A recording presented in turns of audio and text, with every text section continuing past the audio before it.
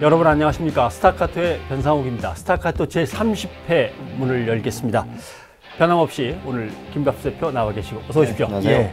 또 유창선 박사님 나오셨습니다. 네, 어서 오십시오. 예. 네. 5월 2일 메이데이의 아침입니다. 연휴 기간 동안에 뭐 일정 없으십니까? 저는 그 올해부터 해서 중간 방학이란 걸 하더라고요. 애들이. 중간 방학. 네, 열흘간 방학을 한대요. 예. 놀아줘야 됩니다. 놀아줘야 되고. 네. 유 박사님은 네, 전번 연휴라고 그래도 어디 놀러 가고 싶은 생각도 그냥 싹 달아났어요. 29일 밤부터 기분이 갑자기 나빠지기 시작해가지고 네. 뭐 그러려니 뭐 생각은 진작에 이제 했었는데 아 막상 그러고 보니까 이거 아이고 당분간 잊고 살자 하는 생각도 드는데 또 내년에 또 뭐 큰 거 있잖아요. 그렇죠. 그러니까 또 이거 잊을 수도 없고 참. 예, 아무튼 뭐 화창한 봄날인데 마음들까지 이렇게 화창했던 건 아닌 것 같습니다. 유 박사님은 4.29 자간 오후부터 마음이 무거우셨고 밤새 또 잠도 못 주무시고 김 대표도 뭐 가족들하고 놀러 가신다고는 하지만 역시 저는 술을 끊었습니다. 아무튼 정치계에서 나름대로 어느 정도의 열망과 기대를 갖고 진행됐던 4.29 재보선 아마 국민들이 바라던 결과는 뭔가 거리가 좀 있는 것 같은데 그 결과에 대해서 찬찬히 분석하는 것으로 스타카토 제30회를 시작해 보도록 하겠습니다.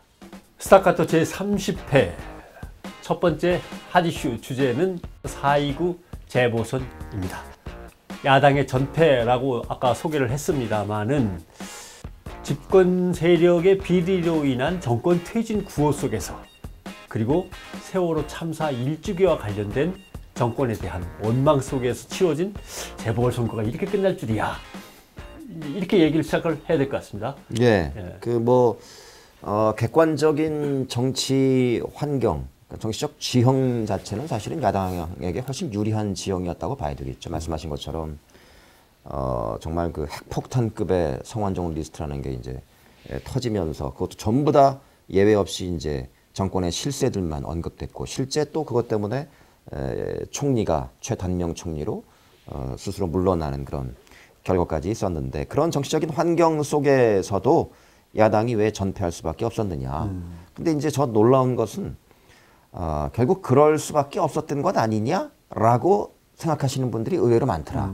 야당 입장에서는 이 좋은 분위기에서 완패를 이제 당한 거 저는 한 두 가지 원인이 있었다고 봐요. 하나는 이제 공천 실패.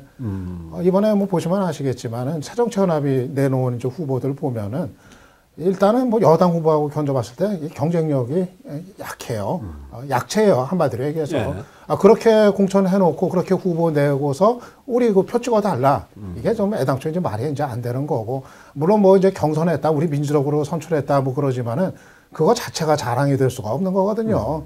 정당이라는 게 선거 이기려고 하는 거고. 더군다나 지금같이 중요한 이제 정치적 상황에서 이겨야 될 책임이 야당한테 지금 이제 있었던 건데 그런데 그렇게 공천했다. 이거는 뭐 이후 열을 막론하고 이길 의지가 없었다. 애당초부터 이런 얘기가 이제 되는 거고 또 하나는 이제 물론 이제 야권 분열도 있습니다. 지금 특히 그 관악을이나 성남 중원 같은 경우 야권표가 이제 구조적으로 분산이 되니까 특히 그 관악을 같은 경우는 야당 후보들 표 합하면은 뭐 압승을 거둘 수 있는 그런 이제 표가 이제 나왔었거든요. 그러니까 이게 구조적으로 분산이 되니까 뭐 도리가 없었던 이런 상황이었는데 전반적으로 얘기하면은 한마디로 이제 새정치연합의 리더십의 이제 부재 이것이 이제 원인으로 요약을 할 수 있을 것 같아요. 근데 저는 이제 이 분열이라는 부분에 대해서는 조금 이제 좀 다른 맥락에서 좀 얘기를 좀 하고 싶어요. 분열이라는 단어만 가지고 이 선거를 평가하기엔 무리수가 있겠다. 왜냐하면은 관악을 설령 그 야권 후보가 한 명이라서 이겼다 손 치더라도 3대1의 스코어잖아요. 그렇다 치더라도 그게 크게 달라지는 거냐.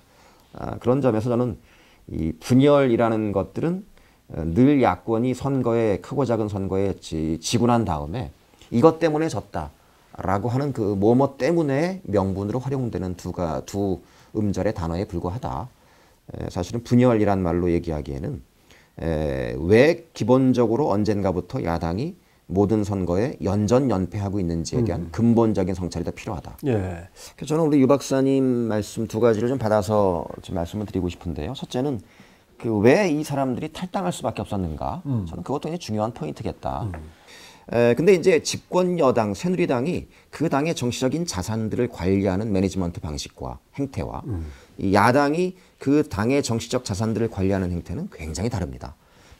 집권 여당 새누리당 같은 경우는 저 위에 원로들은 원로들대로 시시때때로 각종 그 어떤 정치적인 공간들과 역할을 줌으로 해서 이 당이 나를 갖다 버리지 않았구나라는 그런 소외감, 박탈감을 주지 않도록 끊임없이 관리를 잘해요. 반면에 또 아랫사람, 그러니까 20대, 30대에 대해서는 이 야당보다 훨씬 더 또 개방적이에요. 젊은 정치인들이 무럭무럭 지역에서 클 수 있는 공천 시스템과 예측 가능한 그런 룰들을 가지고 있은 지 이미 오래인 상태이고, 반면에 이 야당 같은 경우는 조금 뭐 짬밥을 먹었다 그러면은 뭐 야, 저 아직도 뭐 저러고 있어? 뭐 이러면서 이제 그냥 그 한물 간 사람 취급하면서 퇴물 취급해 버린단 말이죠. 당도 그렇고 당 바깥에서 이른바 지지자 그룹이라든지 훈수를 두는 끊임없는 이 네티즌들도 마찬가지고. 근데 그런 사람들도 마찬가지로 한물 갖다 쓴 치더라도 그 사람들 또한 정치적인 자산이거든요. 그런 사람들을 관리하는 그런 이 시스템이 당에 전무했다. 그런 점들이 참 그 야당이 그 본인의 자기들의 당이 가지고 있는 정적인 자산들을 대하는 자세와 태도가 참 문제가 있고, 조금이라도 정책 지분을 가지고 있으면 라이벌 취급하고 경쟁자로 인식해버리는 이런 분위기도 문제가 있는 건 아니냐. 예, 뭐 저도 천정배 이제 정동영 두 사람 뭐 탈당했습니다만은 좀 새정치연합이 너무 그동안 이제 박대를 해왔다는 이제 생각은 들어요. 물론 이제 그 두 정치인에 대한 평가라든가 호불호 이런 건 뭐 사람마다 엇갈릴 수가 있는데, 물론 이제 저는 정동영 후보가 아무리 상황이 그렇게 됐어도 그렇게 탈당해서 따로 해가지고 결국 새누리당 어부지리 승리 안겨준 거죠. 그거 잘못했다고 생각을 해요. 그리고 마지막에라도 이거 안 되겠다 싶으면 사퇴라도 자진해서 좀 했어야 된다고 생각을 하는데, 아무튼 이제 그 연원을 찾자면 이제 그렇다는 건데, 근데 저는 이제 특히 광주 같은 경우에는 이번에 이제 조영택 후보 공천을 했잖아요. 새정치연합이. 참 광주 시민들 입장에서는 정말 부글부글 끓는 공천이었다고 생각이 돼요. 지금 그동안 광주 시민들이 그렇게 그 새정치연합 밀어줬던 게 정치개혁해라. 그리고 정권교체해라. 그래서 그랬던 거였거든요.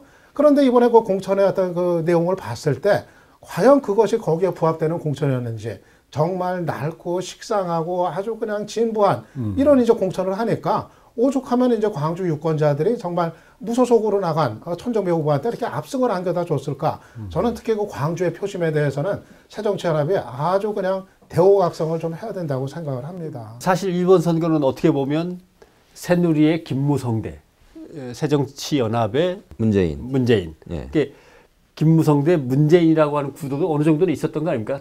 이 사람들이 차기 리더십을 갖다 어떻게 형성해 나갈지 보자라고 했는데, 문재인 선수는 이제 흔히 쓰는 말로 승리한 적이 한 번도 없는 전패의 이제 전력을 남겼고, 김무성 선수는 선거의 신이라는 이름까지 남신 여신 이렇게. 저는 그것도 이제 우리가 한번 그 왜 그럴까, 늘 어떤 상황이 계속 반복됐던 왜 그럴까를 우리가 고민해보고 그 왜 그럴까에 대한 답들을 고민해봐야 되는데, 저는 이 새정치연합과 문재인 대표 또는 그 김무성 대표와 새누리당에는 큰 차이가 있다고 봐요. 김무성 대표는 대표가 된 다음에 대권 행보나 대권을 염두에 둔 이런 것들을 한 적이 한 번도 없습니다. 저는 제 기억에 김무성 대표가 당대표에 된 다음에 내가 대권 후보가 돼야 되겠다라는 이미지와 인상과 그런 발언을 한 기억들이 거의 없어요. 근데 문재인 대표는 전당대회에서 당대표 선거에 나갈 때부터 제일 먼저 내세운 게 내가 대통령 후보 지지율이 지금 1위다. 그리고 그 측근들도 마찬가지죠. 사실은 당대표가 해야 될 가장 중차대한 임무는 정당 지지율을 제고시켜서 그 정당 지지율을 올린 것들의 수혜를 그 당에 있는 후보들과 그 당의 구성원들이 누리게끔 만들어주는 거거든요. 그렇게 해서 그 당에 있는 사람들이 승승장구하고 그 당이 부양이 됐을 때 저절로 그 당의 대통령 후보가 된 사람이 정권을 먹을 수 있는 거거든요. 근데 순서가 거꾸로 됐다는 거예요. 본인의 개인적인 지지율로 정당을 견인해 보겠다고 하는 것들은 한계가 있다 분명히. 그리고 완벽한 인간이 아닌 이상 누구든지 간에 흠이 있고 실수가 있고 오류의 가능성이 있기 때문에 개인의 지지율을 가지고 정당의 어떤 이것들을 견인해 가다가 본인이 어떤 오류를 행하거나 실수했을 때 그 정당이 감당해야 될 것들은 회복이 안 된다는 거죠. 그래서 저는 새정치연합이 장차 이제 그 활로는 뭐 일단 내년 이제 총선은 아마 문재인 체제로 뭐 이제 가야죠. 치러질 뭐 어쩔 수 없이, 예상이 예. 되는데요. 근데 대선까지 이제 내다 본다면은 새정치연합이 이제 새정치연합하면 사람들이 이제 문재인 대표만 떠올리는 이렇게 되면 이제 안 된다고 생각을 그렇죠. 해요. 네. 정말 좀 빠글빠글 끓는 사람들로 이제 들끓는 당. 그러니까는 장차 뭐 총선 이후 얘기가 되겠습니다만은 뭐 안희정 이름도 나오고 박원순 이름도 나오고 또 뭐 안철수도 만약 제기한다면은 또 나오고 뭐 등등 있는 여러 가지 그 인적 자원들 아마 좀 다 이렇게 등장해가지고 정말 이제 판을 키워가지고 그리고 좀 다들 일체의 기득권 내려놓고 자기 갖는 기득권 아주 그냥 공평하게 원점에서 계급장 다 떼고 저는 중요한 게 2017년과 관련해서는 그게 뭐 검은 고양이든 흰 고양이든 저는 쥐만 잡으면 된다. 솔직히 저는 그 심정이에요. 누구든지 그 가능성이 높은 사람은 그냥 밀어주겠다. 개인적으로 이제 그런 심정이에요. 그 정도로 이제 좀 절박한데 그래서 좀 그런 게 될 수 있는 좀 판을 키우는 이런 게 좀 장이 필요하지 않나 좀 생각을 해요. 오늘은 아무래도 초점이 야당한테 맞춰집니다만은 새정치민주연합에게 맞춰집니다만은 분위기를 가끔 읽으면 이런 분위기도 있어요. 새누리당에 있는 사람들은 여당 새누리당에 있는 사람들은 오늘 못 먹으면 또 오늘 그래요 오늘은 안 먹을게요 하고 물러나면 나중에 먹을 기회가 올 수가 있는데 새정치민주연합 쪽에 있는 사람들은 오늘 못 먹으면 내일도 못 먹을 가능성이 커. 왜냐하면 당이 없어지기도 하고 당이 쪼개지기도 하고 맞아요. 새로운 사람들이 우르 들어와서 예. 주류가 확 바뀌기도 맞습니다. 하고 더군다나 계파별로 치열하게 항상 막 물고 뜯고 하다 보니까 오늘 못 먹으면 내일도 못 먹으니까 오늘 꼭 먹어야 되는데 이런 절박함도 있긴 있어요. 근데 이제 결국 문재인 대표한테 어떤 책임을 갖다가 당신이 대권을 향한 어떤 거에 대해서 이 정도로 내려놓는다든가 이렇게 책임을 지셔라고 할 수 없다. 또 하지 않는 게 옳다라는 결정이 내려졌으면 그것을 대체할 만한 뭔가가 나와야 되는데 제일 좋은 거는 각 계파의 수장들이 자기 계파를 다 허물고 내려놓으면 뭐 간단하게 될 수 있지만 그거는 좀 안 되겠죠? 그건 현실적으로 불가능하죠. 그 전에 문희상 비대위원장 뭐 시작할 때는 뭐라고 그랬나요? 계파 해체한다고 그랬나? 잠깐 뭐 계파들 다 없어지도록 할 것처럼 얘기하다가 손들었잖아요. 네. 안 되는 거고 그거는 현실적으로 이제 불가능한 거고 아무튼 이제 꼭 그런 방식이 아니더라도 정말 자기들의 어떤 기득권을 좀 내려놓을 수 있는 그런 모습을 국민들한테 보이는 거 이거가 이제 필요하지 않나 그렇게 중요한 생각을 해요. 말씀이신데요. 기득권이라는 게 우리가 지난번 그 새정치연합의 지역위원장 공모할 때, 그러니까 이제 내년 선거까지 가는 지역위원회죠. 수도권만 보더라도 현역 의원이 있는 그 지역위원회에 내가 지역위원장에 한번 돼보겠습니다라고 신청한 데가 거의 없었어요. 그 얘기는 그만큼 현역의 기득권들이 철저하게 공고화되어 있다는 얘기거든요.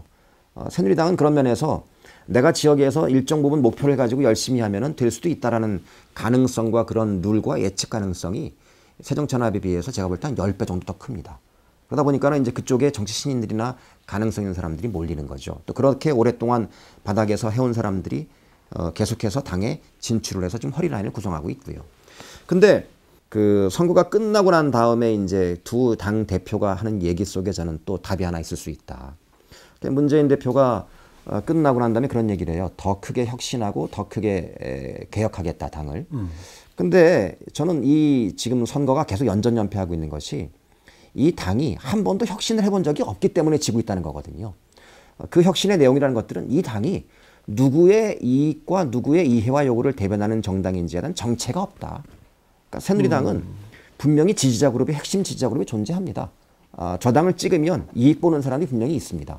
플러스 또 저당 사람들이 악마의 주술처럼 정말 그 잘 먹혀 들어가는 뭐랄까요 노년층을 비롯한 또 이런 타겟팅화된 그런 또 실력도 있습니다.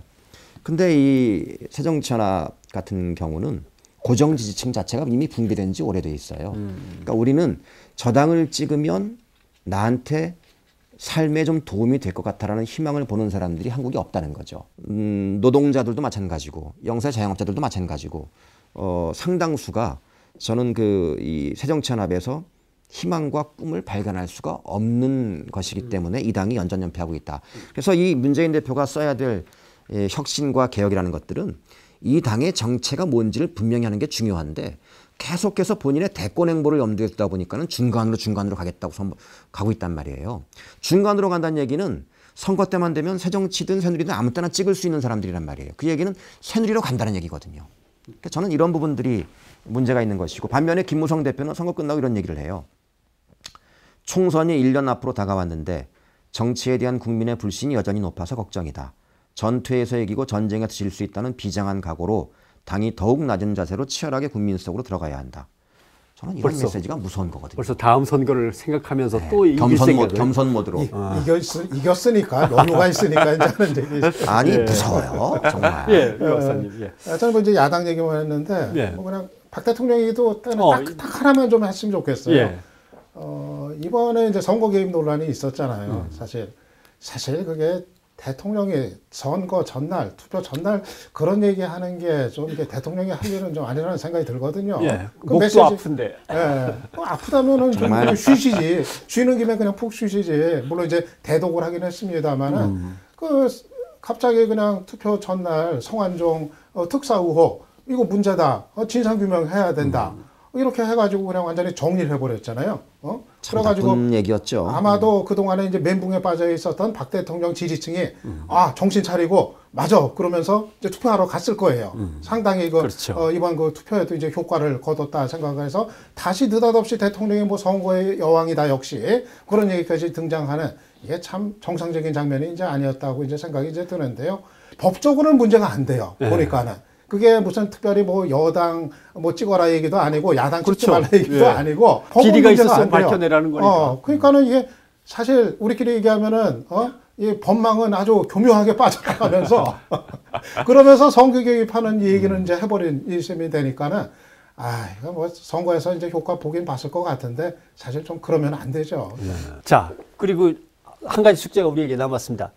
야당에는 뭐 새정치민주연합만 있냐? 뭐라고 하실 수 있어서 천정배 이제 당선자는 어디로 가야 될 거냐? 본인은 아주 상당히 애매한 말을 했습니다. 호남 신당을 만들거나 호남 정파 세력을 하나 만든다는 뜻인지 호남이 갖고 있는 열망을 중심으로 해서 새로운 정치 세력을 전국적인 규모로 만든다는 뜻인지 잘 모르겠습니다만은 뭐라고 해석해야 됩니까? 네, 뭐 내년 총선에서 새정치연합하고 경쟁 본격적으로 하겠다. 적어도 이를테면 선전포고를 한 거죠.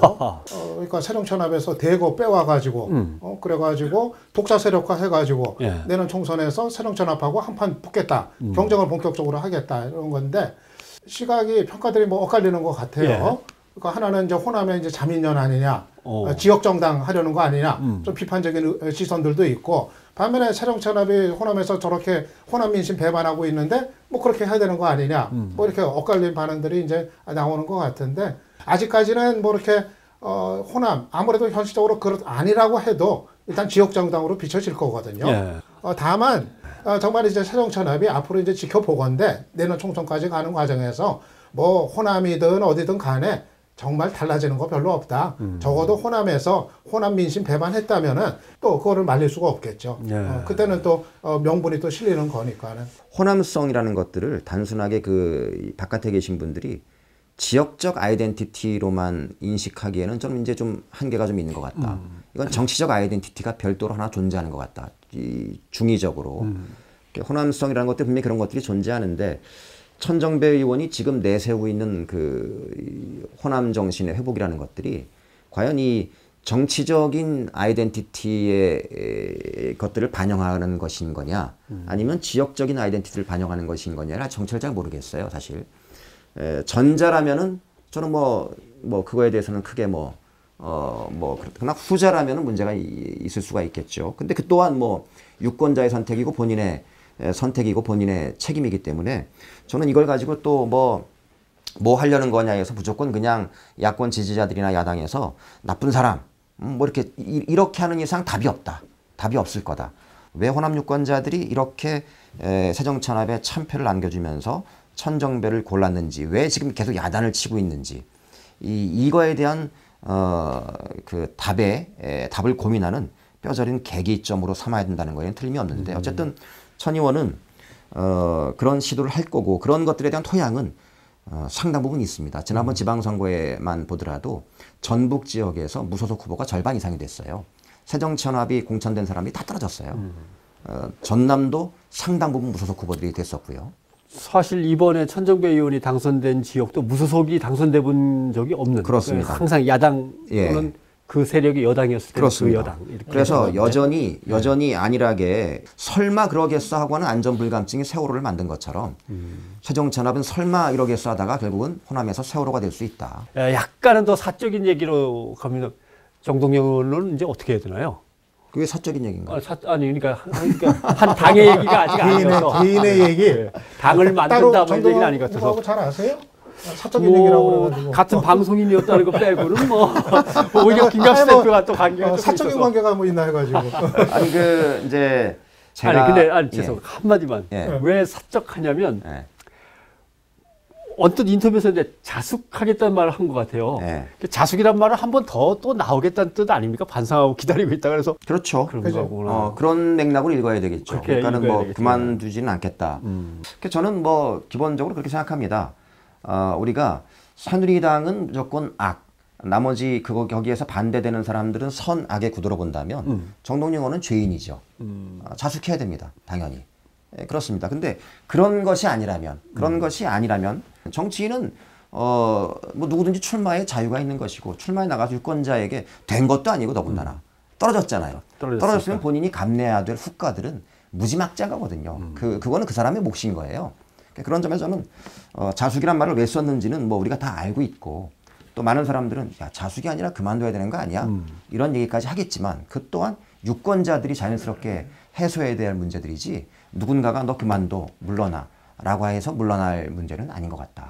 근데 왠 출마할 때는 왠지 마지막 정치적 승부수인이 이걸 받아달라는 듯한 요구로 인식이 됐는데 그건 또 아니었다. 저는 뭐 정동영 후보 이제 탈당하고 따로 출마하겠다고 할 때 동반 자살이다. 넘지 말아야 될 강을 건너버린 거죠. 왜 자살을 택하는지 정말 이해가 안 간다. 이제 그런 얘기를 이제 하곤 했는데, 그래서 이제 결과가 이제 그렇게 나왔는데, 일단은 좀 회복하기 어려운 단계로 그냥 들어가 버린 거 아닌가 이제 생각이 이제 들어요. 네, 알겠습니다. 뭐 흔히 그런 얘기 해죠. 전쟁터에서는 한 번 죽으면 끝이지만 뭐 정치판에서는 여러 번 죽고 여러 번 사는 거니까 또 어떻게든 살아나는지도 지켜볼 일입니다. 그러나 무엇보다 중요한 것은 지금까지 역사가 다시 거꾸로 돌아가는 듯한 이 상황에서는 뭔가 야당이 확 놀라운 변화를 보여주고 쇄신을 보여주면서 국민들한테 지지를 얻고 건강한 야당으로서 여당을 견제하면서 이 땅의 민주발전이 꾸준히 앞으로 좀 나갔으면 하는 열망이 있는데 4.29 재보선 결과는 그런 열망하고는 거리가 있었다라고 하는 점을 말씀드릴 수밖에 없겠습니다. 첫 번째 핫 이슈는 여기서 마치죠. 스타카토 30회 두 번째 핫 이슈는 서울시 조희연 교육감 문제입니다. 갑자기 교육감이 예전 선거운동 당시에 벌어졌던 착오에 대해서 검찰이 세게 기소로 밀고 나갔고 결과는 자격이 지금 박탈되는 정도의 양형이 주어졌습니다. 자, 우선 제일 문제는 이것이 실제로 교육감의 직선제를 폐지하기 위한 수순하고 연결 과연 되어 있느냐 없느냐 그 문제인데 말이죠. 아무래도 그렇다고 봐야 될까요? 이것도 마찬가지인데 왜 집권 여당에서 툭하면 교육감 직선제를 폐지하자라는 얘기를 들고 나오느냐. 저는 그 이면에 있는 걸 읽어야 된다. 왜냐하면은 지금 교육감 선거라는 것들이 정당 선거하고 상당히 다른 방향으로 지금 계속 진행이 되어 왔어요. 네. 그 비정치적이라는 것 때문에 그런데요. 상대적으로. 왜냐하면은 교육이라는 영역들이 학부모들과 이런 사람들의 어떤 이해와 요구에 직결되기 때문에 이 직접 본인이 어떤 뭐랄까요. 피부에 와닿는 그런 일들이 워낙에 바로바로 이제 직결되기 때문에 민감합니다. 그러다 보니까는 무상급식 이슈도 그랬고 언젠가부터 이 교육감이라는 사람들이 선출되는 것들이 진보라고 분류되는 사람들의 선출이 압도적으로 많았단 말이에요. 이런 것들은 정당의 지금 정치 지형이라든지 정당 지지도라 이런 거 봤을 때 여당 입장에서는 억울한 거거든요. 그러다 보니까 이거 임명직으로 해서 정당하고 연계시켜버리면 또는 러닝메이트 한다든지 이렇게 해서 해버리면은 자기들이 원하는 교육감이 될 가능성이 훨씬 커지니까 이제 그렇게 해서 이제 직선제를 폐지하자고 하는 건데 그 빌미를 지금 계속해서 이른바 이제 서울교육감이 2번이나 이렇게 되면서 주고 있는 거죠. 이러다 보니까 지금 이제 아예 그냥 직선제 없애고 임명제 하자 이런 얘기가 특히 이제 여권 쪽에서 이제 많이 이제 나오는 것 같은데 기본적으로 이제 선거운동에서의 문제가 있다면, 부작용이 있다면, 그건 그것대로 좀 더 예. 보완할 거 있으면 하고 해결하고 그러는 문제지, 이, 교육감 어떤 직선제까지 근본적으로 손댈 문제는 좀 아니다. 너무 이제 비약을 하는 거다 생각이 그렇죠. 들고, 거기에는 좀 속내가 있다고 생각을 해요. 예. 이렇게 주민들 직선으로 교육감 선출하는 거에 대한 못마땅함 같은 거 그럼요. 해보니까 이게 마음대로 안 되더라. 예. 자꾸 그 직선으로 해서 교육감이 뽑아놓으니까는 지 마음대로 하려고 하더라. 이거에 대한 반감 때문에 이제 그런 건데, 근데 이제 문제는 그럼 좋다. 직선제 폐지해서 임명제로 이제 간다. 어떻게 될지 이 불을 보듯이 이제 뻔하거든요. 그렇죠. 그림이 그려져요. 어떤 정권이든 간에 이러면은 이제 교육감들이 이 교육 정책 내놓는 게 정권의 논리에 따라서 아주 이제 정치적인 논리에 따라 가지고 이 교육 정책들이 이제 나오게 돼 있고, 아주 이제 획일화된 이제 교육, 정말 어떤 뭐 창의적이고 여러 가지 좀 새로운 어떤 혁신의 교육 같은 거, 이런 시도들은 이제 엄두를 내지 못하게 되죠. 임명받은 교육감이 할 수 있는 거는 아주 정해져 있는 거 아니겠습니까? 예. 그래서 저는 이 생각도 들더라고요. 만약 지금 교육감 임명제로 한다. 오늘 당장 하면은 예. 학교에서 국기에 대한 맹세 다시 해야 될지 모르겠다. 국민교육헌장 다시 외우고. 예. 지금 대통령께서 이 국기에 대한 국기 사랑, 애국가 사랑을 너무 하시기 때문에 이를테면 뭐 이런 거가 이제 역사 교과서는 그렇죠. 전부 뉴라이트로 하고. 그렇죠. 그러니까는 이 교육감 직선제 폐지하자는 얘기는 교육이라는 분야에서 87년 이전으로 가자는 거예요. 그러니까 민주화 이전으로 가자는 거거든요. 임명하겠다는 얘기는. 그러니까 사실은 민주주의에 대한 근본적인 부정이죠. 사실은 해서는 안 될 얘기를 지금 하고 있는 건데, 그래서 저는 안타까운 거는 이제 이 광노인 교육감 선거도 그렇고 조희연 교육감 선거도 그렇고 이른바 진영 선거라는 이유로 이른바 시민사회, 그 다음에 뭐 노동단체, 뭐 민교협 이런 몇몇 단체들이 모여가지고는 선대위를 꾸려요. 네. 꾸려가지고는 이제 기계적인 단일화를 하나 하기 시작합니다. 그런 다음에 예를 들면 이제 광노인 교육감도 박명기 전 교수가 이미 선거 비용을 엄청나게 쓰고 난 다음에 많이 간 다음에 거의 반강제로 이제 낙마를 시킨단 말이에요. 그럼 이 사람은 그 뒤에 감당할 수 없는 치명상을 입었는데, 이 사람들이 권한만 행사한 다음에 알거지가 된 사람은 그 누구도 케어해주지 않는다는 거예요. 책임은 안 지는 거죠. 그런 것들을 이 선한 사마리안 같은 광노인 교육감이 그럼 나라도 케어해줘야겠다, 더 이상. 이러다가 이제 망한 거거든요. 조희연 선거도 마찬가지였다. 이 재판 기록을 보면은 고승덕 후보가 이제 그런 영주권 의혹이 있다라는 것들을 뉴스타파라고 하는 워낙에 이 신뢰성 있는 매체의 기자가 공개적으로 얘기했기 때문에 저는 이의 제기할 수 있는, 공개 질의할 수 있는 그 환경은 조성됐었다고 봐요. 근데 중간에 확인이 돼서 뉴스타파 최경영 기자가 고승덕 후보한테 사과를 했거든요. 그러면은 이게 정당 선거 같으면은 정치적인 판단 능력이 있으면은 선대위원회나 선대본부에서 이거는 우리가 잘못 판단한 측면이 있는 것 같다. 이거는 고승덕 후보에게 사과드린다라는 흔적을 알리바이를 반드시 남겨놔야 됩니다. 그랬어야 되는 거, 그게 상식이거든요. 그거라도 해놨으면 이 재판은 아무런 문제 없이 가는 거였어요. 예. 근데 그냥 끝까지 그냥 몰고 가버린 거죠. 그래요. 이게 법적으로는 꼼짝 못하게 돼버렸어요. 예. 1심이 판결 나온 거 보니까는. 기소 자체는 이게 참 정치적 순수해 기소였죠. 보이질 않아요. 예. 경찰에서까지 이제 무혐의 처분 이제 판단 의견 내놨고, 또 선관위에서도 뭐 특별히 뭐 문제 안 삼았던 건데, 그런데 공소시효 이제 뭐 마지막 날, 앞두고, 예. 하루 전에 그렇게 이제 기소한 거, 이거는 분명히 이제 표적 기소다 이런 의심이 이제 뭐 강하게 이제 드는데, 그럼에도 불구하고 일단 재판은 이제 법 가지고 하는 거니까. 그렇죠. 예. 근데 여기서는 일단 또 조희연 교육감이 본인이 국민참여재판을 요청을 해가지고 그렇게 한 건데, 거기서 완전히 그냥 만장일치로 예. 그래 유죄 판단들이 이제 나온 거고, 그리고 이제 말씀하신 것처럼 좀 여러 가지 좀 그 당시 좀 기회들이 있었던 것 같은데, 예. 얘기를 그렇게 꺼냈다 하더라도 좀 이거를 번복을 할 수 있는 흔적은 남겨놨어야죠. 글쎄, 그런데 그래 전혀 없이 그냥 너무 이제 허술하게 관리가 돼가지고 이게 참 이 법적으로는 꼼짝달짝 못하게 이제 돼 있는데, 아무튼 그거는 그거고, 네. 아까 이제 뭐 말씀드린 것처럼 이 교육감 이 직선제라고 하는 건 어떻게 보면은 이 주민자치의 가장 중요한 영역일 수가 있거든요. 다른 문제도 아니고 이 교육 문제는 바로 나의 그 아이들, 우리의 그 아들, 딸들이 이제 학교에 가가지고 어떤 교육을 받느냐, 어떤 정책으로 교육받느냐, 이런 바로 아주 생활적으로 직결된 문제이기 때문에 이거를 주민들의 뜻에 따라서 주민들이 선택할 수 있는 길을 그 문제 때문에 과연 없애버려야 되느냐, 이건 좀 아니다 하는 생각이 듭니다. 아무튼 기본적으로 아까 얘기하신 대로 경찰 선관위조차 이 문제는 지나갈 수 있었던 문제인데 하루 전날이라도 꺼내가지고 이렇게 악착같이 문제를 제기해서 결국 여기까지 밀고 온 것은 분명히 그럼요. 교육감 직선제에 대한 예. 어떤 흑역사 내지는 흑막 내지는 흑심이 있다고 봐야 구사하고 되겠죠. 있다. 봐야 되는 것이고 과연 왜 이 나라의 역사가 자꾸 이렇게 반동적으로 되집어 돌아가야만 되는가라고 하는 것에 대해서 오늘날 우리의 고민이 크다. 여기까지만 오늘 얘기를 해야 될 것 같습니다. 예. 자, 오늘 유 박사님, 김 대표님 수고하셨습니다. 감사합니다.